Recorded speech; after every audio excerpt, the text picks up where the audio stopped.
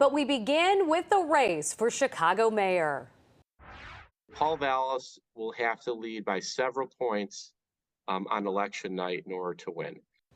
And that is because political insiders believe that mayoral candidate Paul Vallas will win among those who vote in person, while Brandon Johnson, they say, would likely win those votes that are turned in by mail. Chicago begins counting the votes for mayor tomorrow night. And our political editor Mike Flannery joins us now with more. Natalie and Anthony, both candidates are closing out their campaigns by returning to core messages.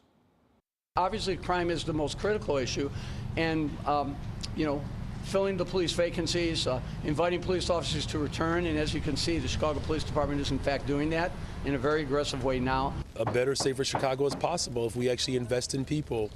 Look, the politics of old have failed us.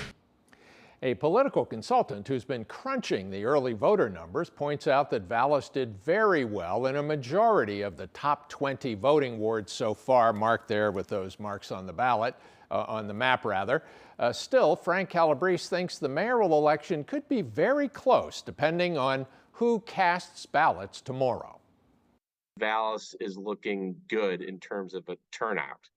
Brandon Johnson, his base wards aren't turning out as high as Paul Vallas' base wards. For example, the 35th ward, which was Brandon Johnson's best ward in February, it's Logan Square, it's very liberal there. The alderman's Carlos Ramirez Rosa, who's Brandon Johnson's #1 alderman supporter, that's turning out below average.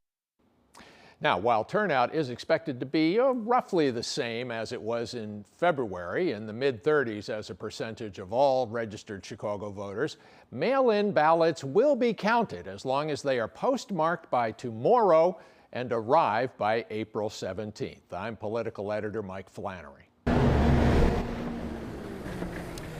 And a good day to you. I'm Nate Rogers here in the West Loop, outside of Leaders Fashion Store, where you see a long line of young people determined to exercise their vote. One of the barriers that we're hearing about throughout this voting process is that young people during that age group of 18 to 24 do not have a state ID. Well, that problem is being addressed as we speak. The event is being championed by Good Kids Mad City in collaboration with the Secretary of State's office and other local organizations.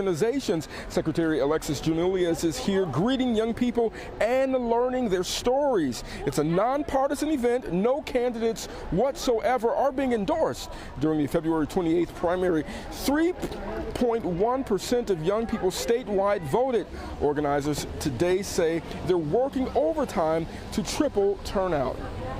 Maybe our young people believe that the candidates are talking at them and not talking to them.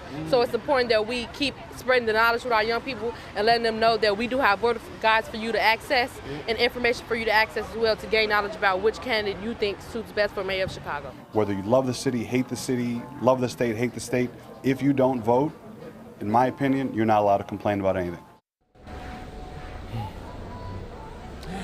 And right now at this hour, here's how it's working out. All of the young people that you see lining up behind me, they go inside of the fashion store. They're checking out some of the nice items there, but there's also, as you saw in our video, just booths where representatives are allowing them to get their state ID registered to vote. Then buses are picking them up here and then driving those young people to a voting super site located here on the city's west side at Union Park.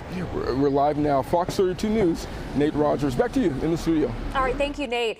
Well, many eyes are focused on the Chicago mayoral race. There are a number of municipal elections taking place in surrounding communities. Many early voting locations will be open until 7 tonight. Polls open at 6 a.m. tomorrow. You may register and vote at the same time at your designated polling place.